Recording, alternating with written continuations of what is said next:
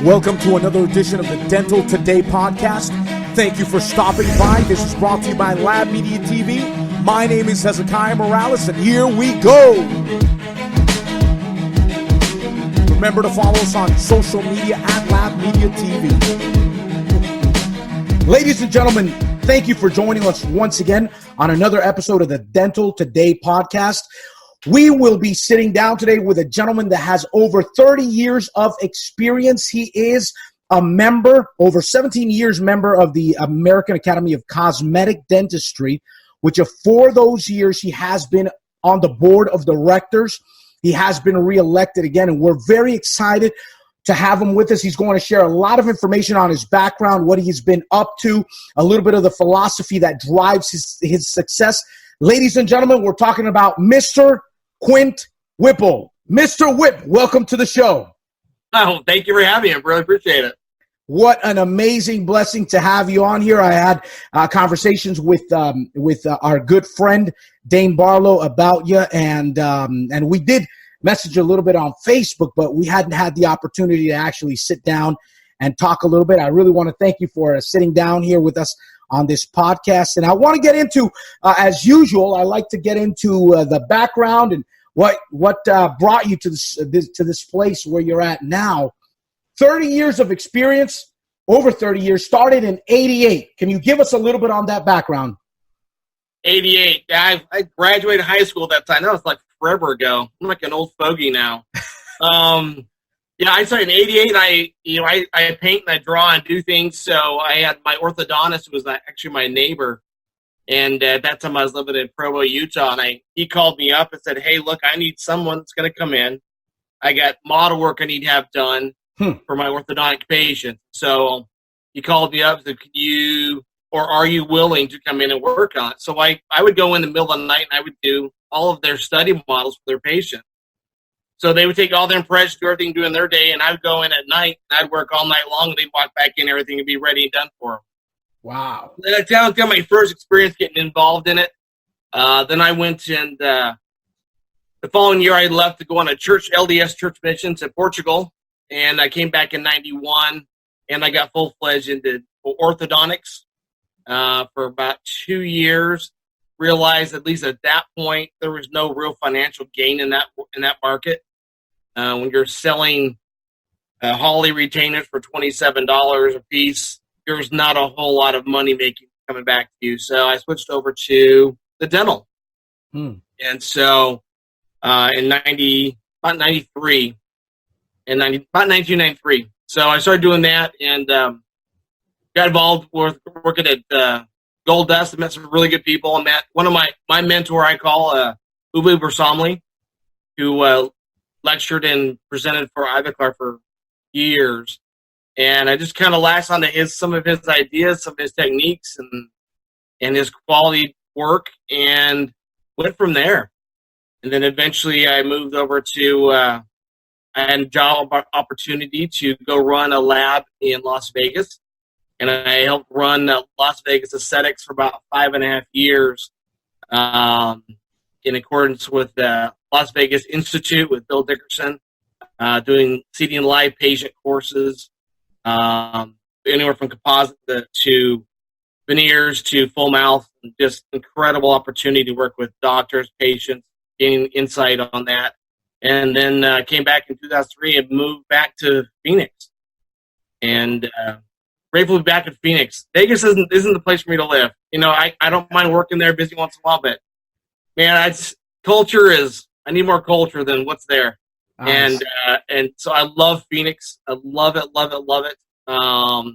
We have every sport here. We have every cultural aspect and concerts galore, which I have a vice, and that's music. Music is one of my biggest vices of life. I guess that's not a bad vice to have. Right. But so you know, I love being in Phoenix. I started my lab in 2003 out of my house, and then I bought a facility 2005, and that's where I currently stand. So that's awesome. And then not only did you start Venetian Dental Studio in 2003, you also were already publishing certain articles and everything all the way from 2002. Is that correct? Yeah, I did a couple cases with he's retired currently now, but Ron Jackson, who I admire tremendously. He was an incredible clinician.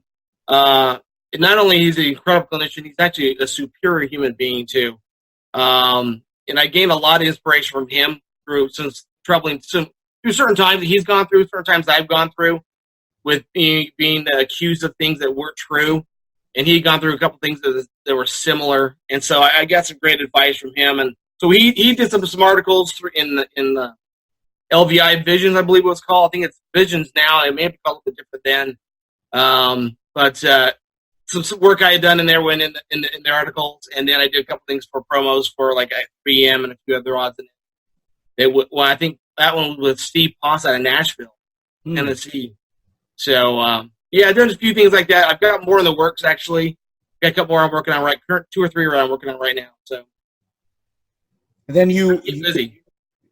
Busy is certainly the word. I mean, I do see here that this year in Lab Day West, you did some work for GC, which obviously you're a key opinion leader for GC since 2017, correct? Correct. And I do see here you did some lectures for them there. You also did a table demo. That was all Lab Day West, correct? That was Lab Day Chicago, yeah. And I also did it. I did a little working. I did Lab Day West a little bit too. I did a lecture at Lab Day West, and then I went on Saturday morning and did a table demo. So the table demo wasn't necessarily a table demo this time. It was more just working the booth for them. And I did a little demonstrating, showing some things. So it was really good. A lot of fun. It's a great group to work with. Phenomenal people. GC, yeah, they're great people. I've had great experiences with GC. Yeah. But not only that, fast forward to a couple of days later, you were flying out to Germany, and you were doing some work in Germany. Tell us on your experience out there in IDS. It's great. I've always wanted to go to IDS. It's kind of been one of my goals in life. So bucket list items you have in your life, in your head, and sometimes you don't write them down, right? Right. So I've got to do IDS. So I've met all these people through DTG, through Dental Technicians Guild, and through being a KOL through all my years. And I've connected with all these people through Facebook and Instagram. And they're like, dude, Quint, we got to see you. I was like, you know what? I'm going to go to IDS this year. So I made the thing. I'm going to IDS. I made my flights, made my arrangements, and I actually took a vacation, which I hadn't done in 15 years. Wow. Anything over like 2.5 days, put it that way. So in the process, just prior to going, a good friend of mine, Sylvia, could not do her demo that afternoon on Thursday. And so they called me, hey, you're coming into town. Would you like to do a demo? I'm like, oh, I'd be honored to do a demo for White Peaks. So I was able to do GC, ZRFS, their Zirconia porcelain, and I did on a White Peaks. Thus, the coin we will talk a little bit about later has their logo on it because it was at their booth and they were supporting the damaged goods, or AKA DTG booth there.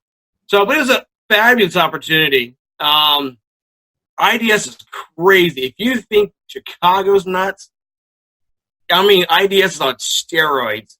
I went to 2 buildings alone only, of which there were 3 floors, of which 6 football field size each floor. It was crazy. But, it was so great. It's crazy. You're standing in the hallway and with the walkway, and all of a sudden you get tackled by some guy from Spain you've only met online. And he's like, Whip, finally I get to meet you, man. You turn around and you embrace the big, massive hug. Goes, I got to introduce you to my son. And it is what an absolute pleasure to work with everybody there. Oliver from White Peaks is fabulous, and he had Sheila working with him, organizing stuff. And then Hayo Burkhart was there. He really organized, I think, every one of them, at least the majority of all their presenters. So it's a fabulous opportunity. And to have the opportunity to demo at IDS, yeah, hello. It was great. It was so much fun seeing everybody there. Then DTG, we had a big old dinner that evening, that Friday night. So, but yeah, I was crazy because I drove in from Amsterdam that Thursday morning and got there at noon because it was really rainy. And so I cut unfortunately, I cut it really tight, but I got there at noon, and my demo was at 1 o'clock. Wow, that was pretty tight. Whoa, yeah, a little tight. That was tight, but it was. I wouldn't trade it for the world.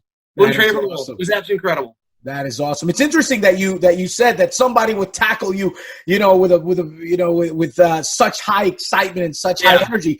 But it's something that I've seen in this industry. Again, I'm new to this industry, right. But I've seen such camaraderie and such brotherhood and fellowship, within this industry, and specifically amongst dental technician professionals.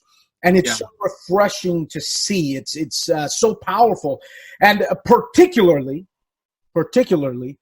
I heard you say a second ago, I haven't been, because I had not been on a vacation for 15 years. For a lot of Americans, that's crazy. But for a dental technician professional, it's the norm. It is, unfortunately, it is norm. And I'd say I've never taken a vacation. Anything over 2.5 days, where I would leave. Like, I took my daughter, she graduated from high school. I took her to Jamaica. I went on vacation, but I left Thursday morning. I flew home Sunday morning. Of course. That's not really that's a couple calendar days off. I took a weekend.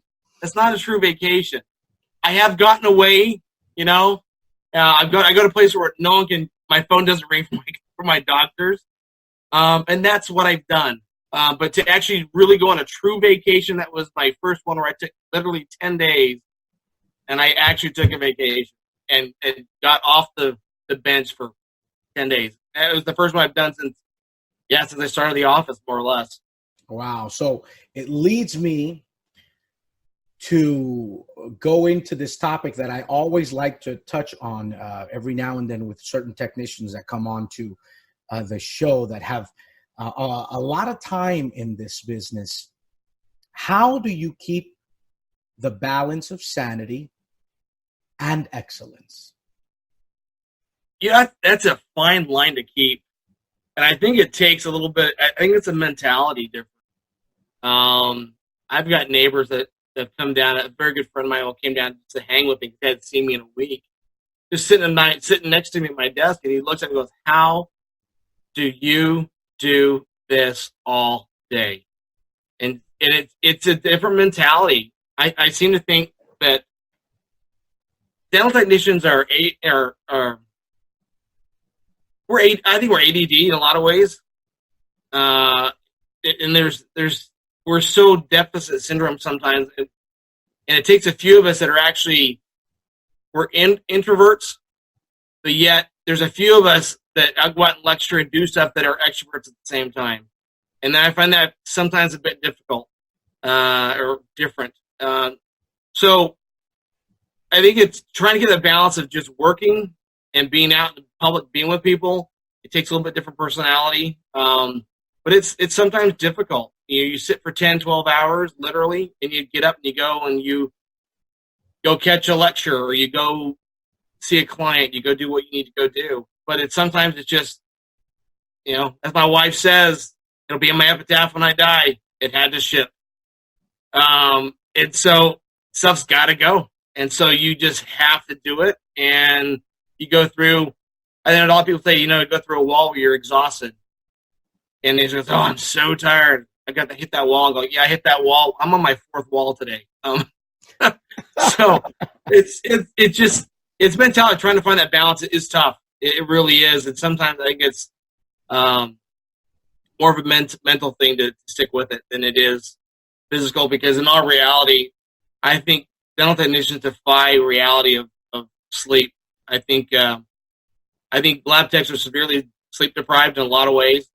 I've had clients ask me to fit work in at 3 a.m. for them, just so they go on vacation,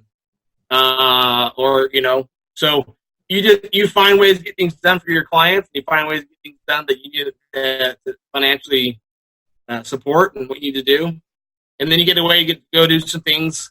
I love getting away on business. I get to sleep on business trips, and I get to hang with people I just love hanging with. So that's kind of my balance right there.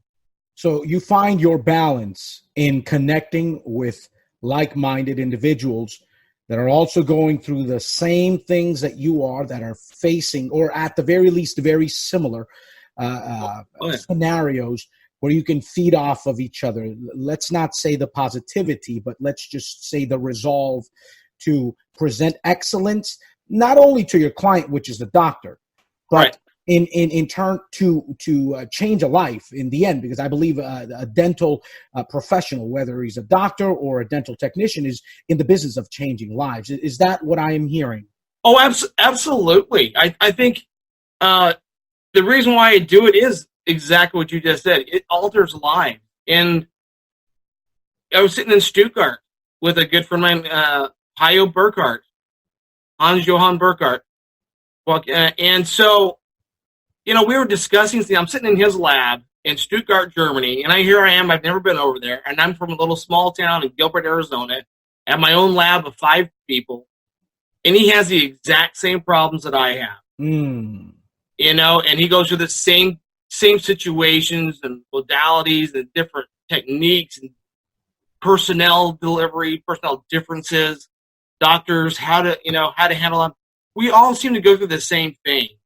And I think one of the connecting points is that there's a group of technicians now that I believe will have the desire to share. And this community wasn't as embracing as it currently is, I believe. But that embracement of, hey, I'll show you. What have you done? How has this supported you? What did you do in this situation? How did you solve this problem? And so I find a lot of camaraderie, and I find solace in some of the communal friends I've met. And so, not having met certain people I met online, and then finally get to meet them in person, it's like it's so warm. It's so awesome to meet people of like-mindedness. I love that. That's why I got involved with the American Academy of Cosmetic Dentistry for the same reasons. Same thing with the Dental Technicians Guild.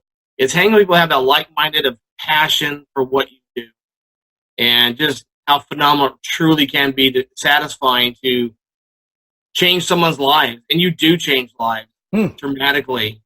I mean, you want to go off that? I'll tell you one quick story. I have a letter I've kept, and I can't do it word for word, but it's a letter I received from a patient I worked on probably about 17 years ago, and I did her upper 10 and lower 10 teeth, and right after she had, actually I think during having her teeth restored, she actually found out she had breast cancer, and she had to have a double radical mastectomy, which is having your muscle removed as well, which is just it's a terrible procedure.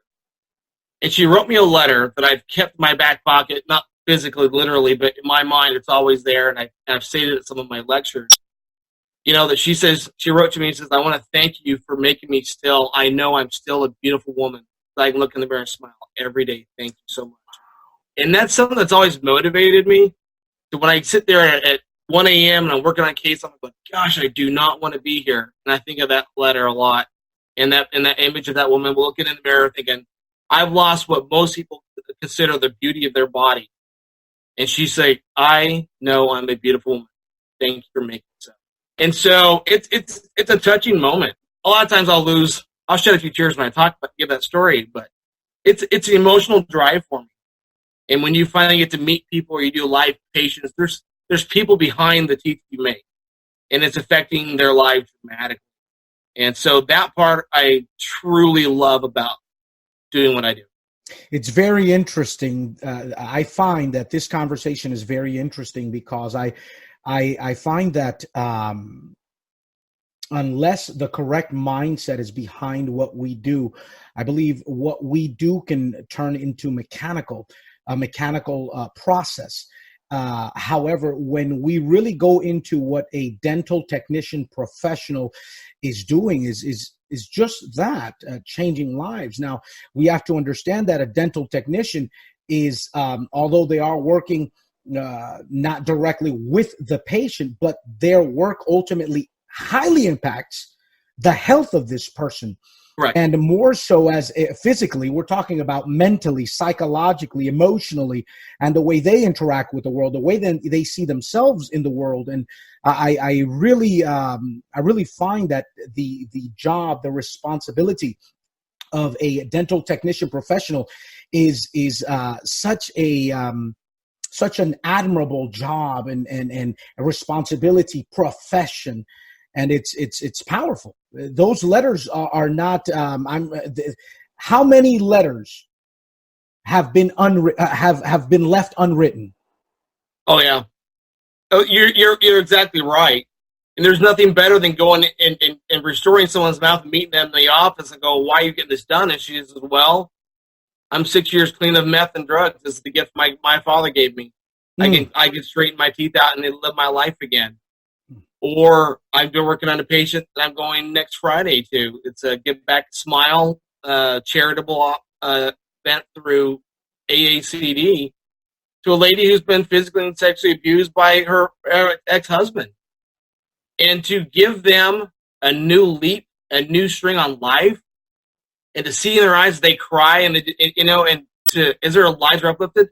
I don't know that you get a better result for what you do. I don't know if there's anything else that you can do that feels better, or as I say in the South, more better, right? But I mean, how incredible is that feeling when you see a doctor work on a patient for the first time, and she starts crying, the doctor walks over to her and goes, "She's crying. What's wrong? What's wrong? What's wrong?" It's like, you should get used to that. That is a great cry. You have changed that person. You did a great thing.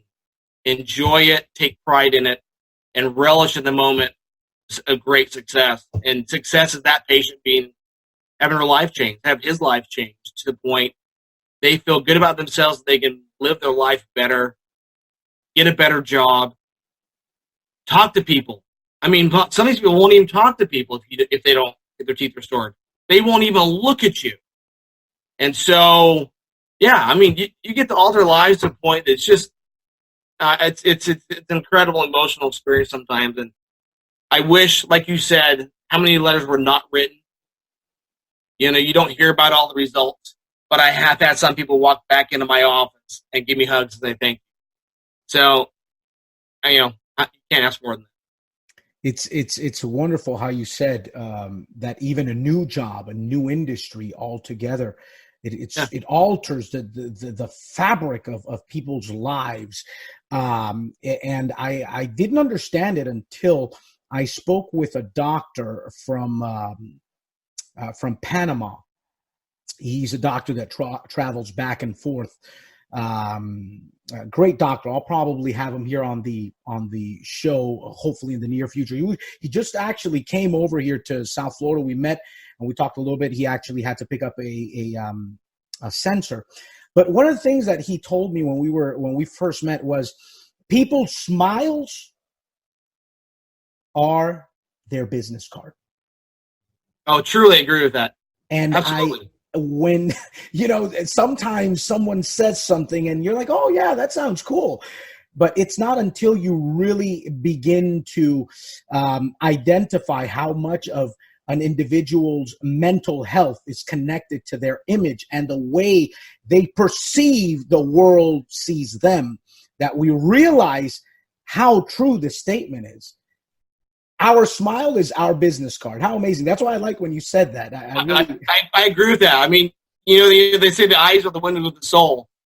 And you see, but when you see someone smile to where they're confident of who they are, it's an amazing thing.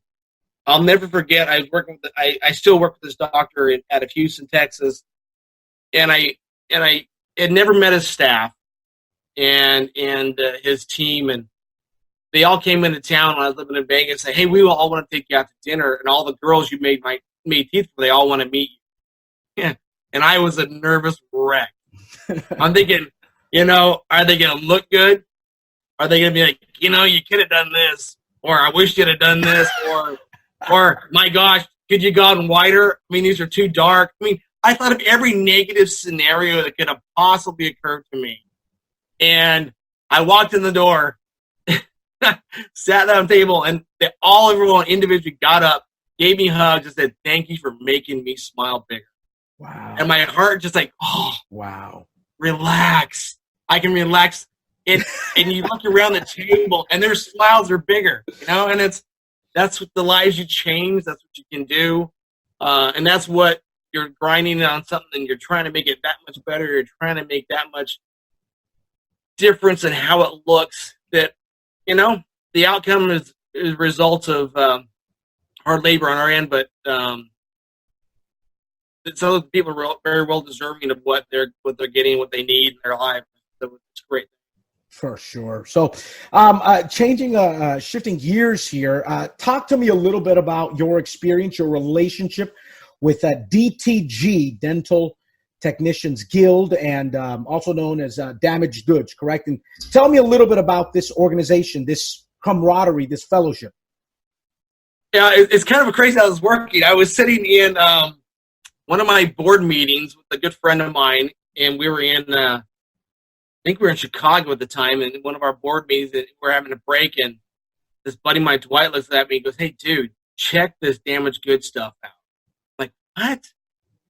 Let me look at this. So I look at it, and it's a Facebook page group that's been started by Mr. Von Grow, who I don't have enough words of camaraderie and positive to say about him. He's just an incredible guy.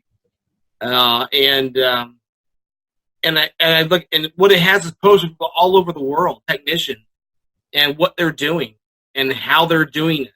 Literally, this is how I do it. And so, so I look at it and say, some of the work is incredible. It's very different than what we can do in the U.S. I mean, we are very much driven, as you've seen, with very much bleach shade result cases that we have to do. We don't do a lot of regular natural colors in the States.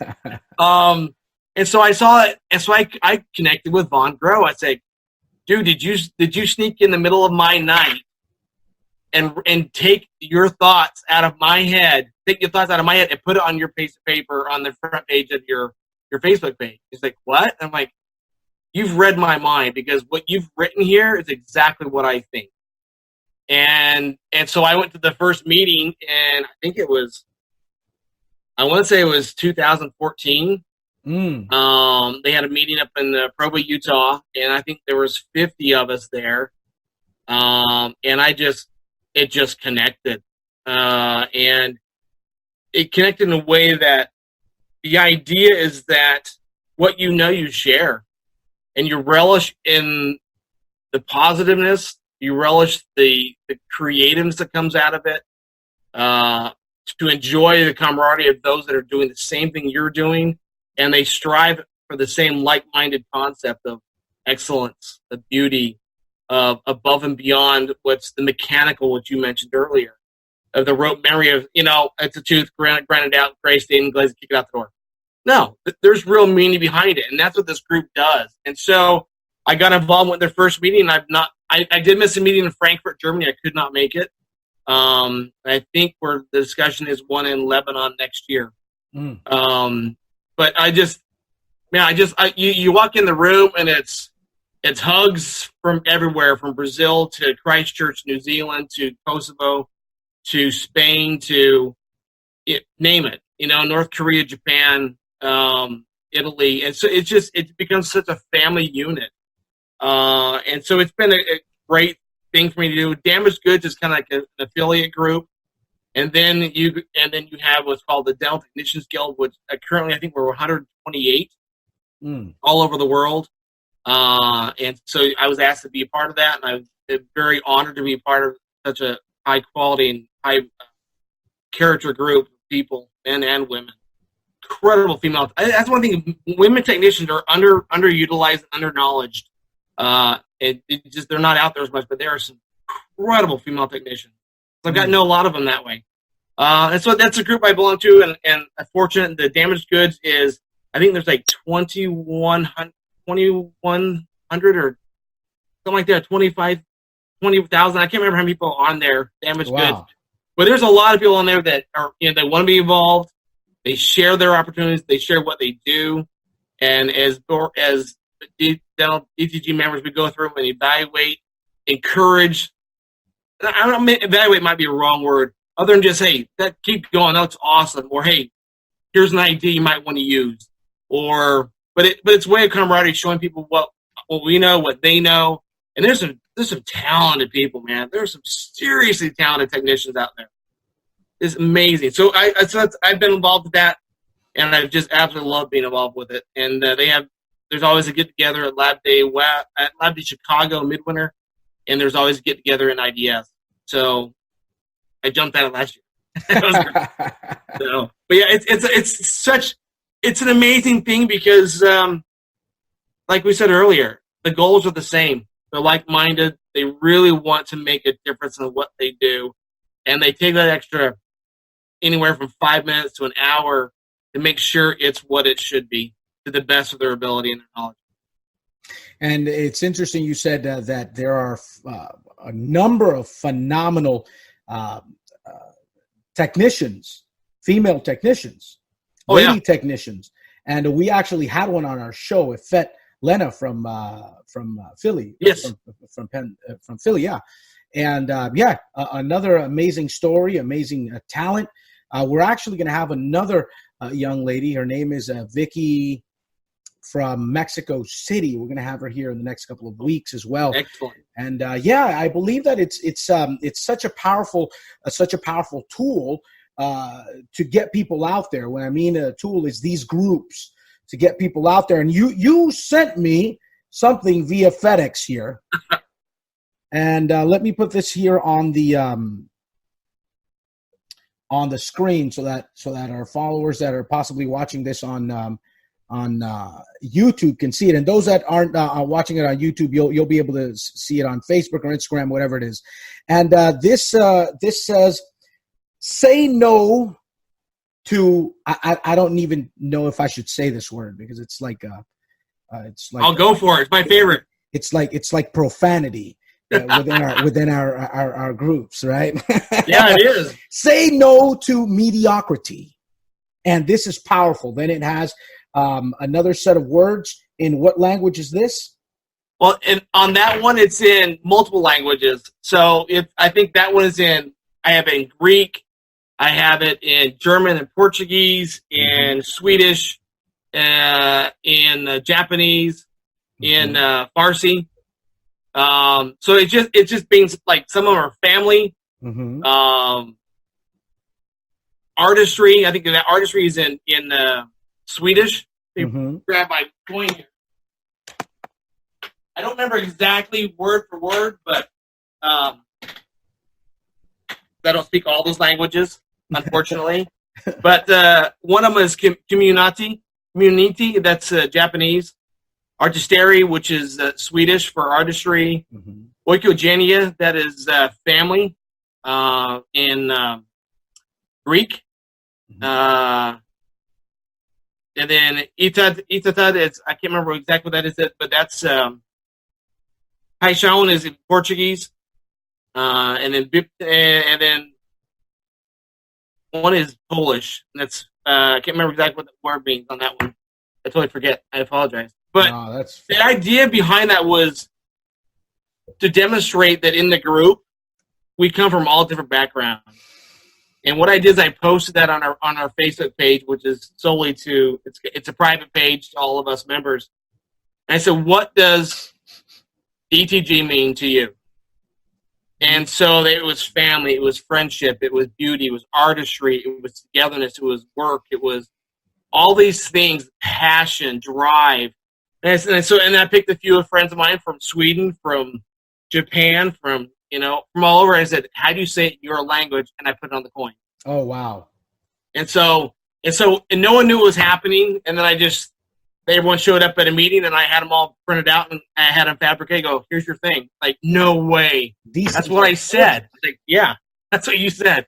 And say no to mediocrity is a saying that my good buddy Phil always says. He's out of England and he's incredible tech.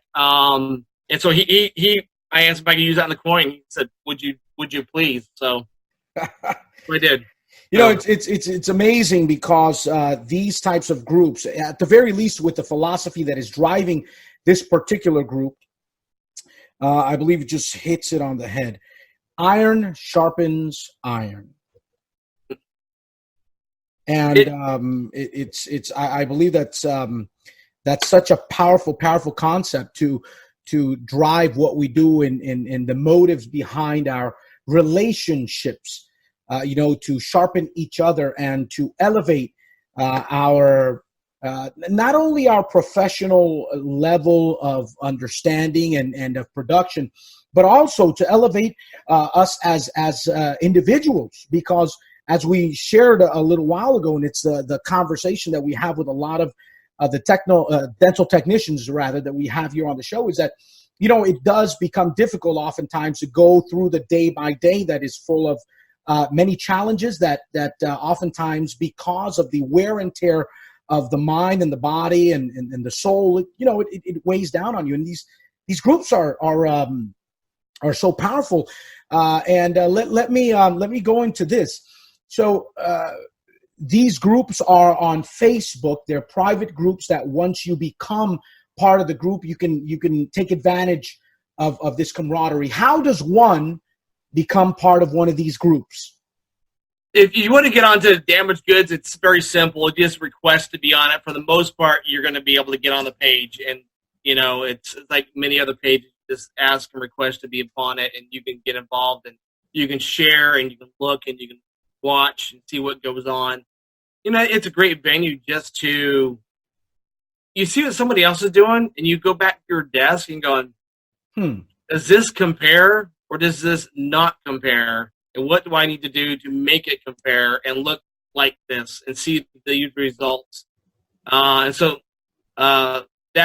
pretty simple to gain access to that. I become the DTG page. That's an invite from Vaughn, and that's his determination how he does that. So, but I'm grateful and blessed as can be to be friends with Vaughn and those that are on that page. That's fantastic. And let's go to your responsibilities. I really like to ask these questions on the type of work that you do for the American Academy of Cosmetic Dentistry. What are some of your responsibilities? What are some of the things that you are doing there? What's the plan for the rest of 2019, which is obviously we're in August almost towards. Oh my gosh, crazy! Time flies so fast. But what are the plans? What's going on there? I got involved. I joined the academy like I noted before. I joined the academy in 2000. That's actually the same year I got my CDT, and so I got involved, but I really didn't do a ton. I went to a couple of meetings. Thought it was like, yeah, it's cool, man. You meet some cool people. I sat with the doctors. It was my drive to sit in with dentists and learn what they need to know. If I know what they need to know, it gave me an insight of what I needed to do. To work with them, and so that's why I got involved with it. For the like-mindedness, same mindset, creative mindset. I really enjoy that concept.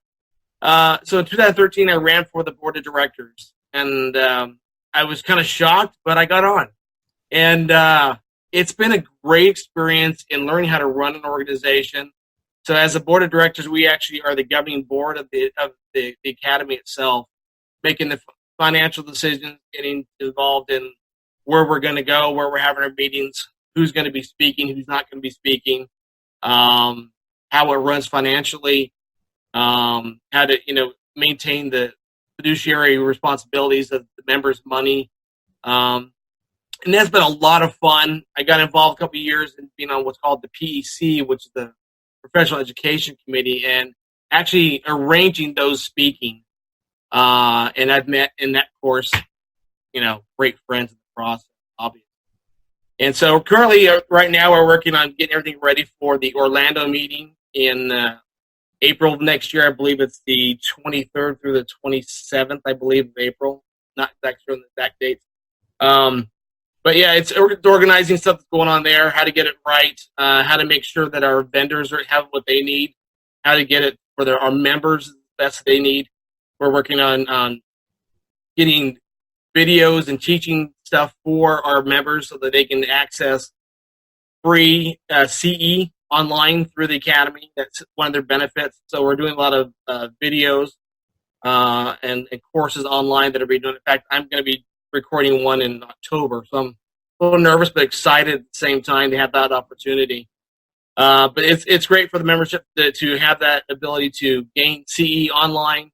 We have like we're doing right now, we're doing podcasts and YouTube and the world has changed. And you have millennials that they go to meetings sometimes, but they go to the web all the time. Oh, for sure. So it's rearranging, how our membership sees and seeks out CE. And so it's a fine balance, actually. Membership in many academies, including AAID, which is the Implant Dentistry Academy, or the ADA, and there's so many different acronyms for different dental communities. And it's hard to make sure that each meeting you have face to face has true value, that it's worth leaving their office, leaving their dental office, their tech, their lab, that they gain all that information they truly need. So that's kind of what we're involved in doing. And, it's given me a lot of insight on how to run a business, on how to run a nonprofit organization. It's got me involved in doing a lot of charitable work, which I just absolutely love. Like I said, I've done cases next week. It's full upper and lower, all on fours for a patient. And that's through the AACD, through their Give Back a Smile program called GBAS. And we do it. They do a lot with giving back smiles to people who have been abused, beaten, and their lives are downtrodden. And see the change that makes in their life, it's great. So I love being involved in that as well. So it's a great opportunity, and you meet some phenomenal people. Like I said, all over the world too. But it's great. It's fabulous. I think that's one of the greatest advantages to these groups, whether it's the American Academy of Cosmetic Dentistry or any other, that you have the opportunity to speak to people that are outside of the United States, outside of your state, outside of your town, and you can hear different conversations and different challenges, or sometimes the same, but a different approach, a different mindset to a solution. And I think that's what, in the end, in turn, raises the standard and positively affects the patient on the other side. Because in the end, it's really how can we improve these lives? And I think that's amazing. And what you're saying now, the whole process that you're going through, getting these events together, I'm sure you're meeting more people than you thought you. Oh, geez! Than you thought you were. It's to say the least. You nailed it on the head. I mean, when I asked to volunteer, it's a volunteer program, and when I got on board, I went to my wife and said, I'm gonna have to figure out how to budget this into my system, because this is it's a volunteer system, and I set my flights apart, my money to do that, and then I get a phone call a month before I'm supposed to meet in Madison, Wisconsin for the first time, and like, hey, they're gonna call and said that you need to call so and so, and they're gonna take care of your flights and all that.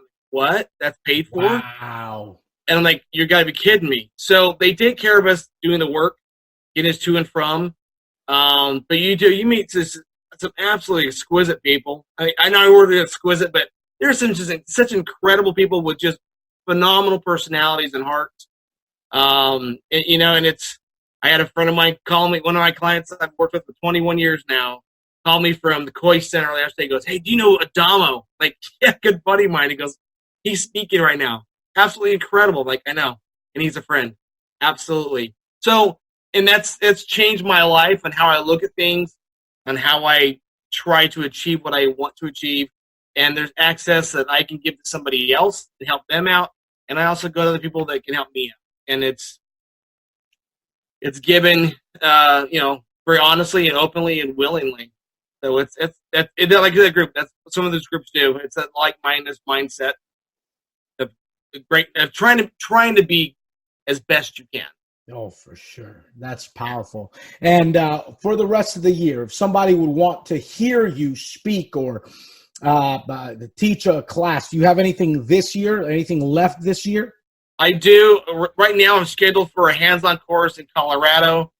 I think it's October 11th at People's Prosthetics in Colorado. That's what I have scheduled right now. I've got a couple we're working on right now as well. I'll schedule that in.